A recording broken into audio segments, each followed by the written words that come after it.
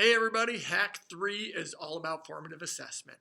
The way I look at it, formative assessment is like the practice. Okay, if you're a coach and you go to practice, you work on the skills, you try to improve the things that you're kind of struggling with, and you work on being better. That to me is what formative assessment is. Now, game time rolls around. That's the traditional assessment. That's the standardized test. That's the big final exam. Okay, but don't confuse the two. Formative assessment is used for learning and adjusting things as you need to go, whereas summative assessment is used to measure if the learning took place. So you're tweaking things along the line.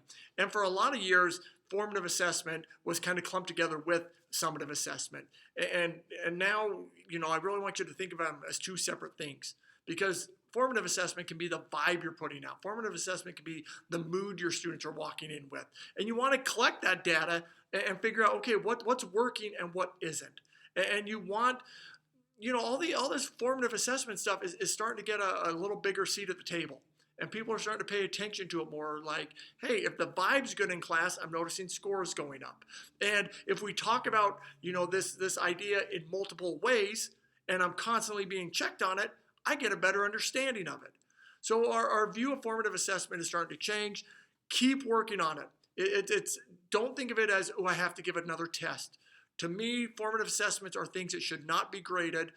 They should not be something that your students are afraid of or fear or dread like a traditional test. It should be more of the informal things you are doing every day that helps you guide where the learning goes next.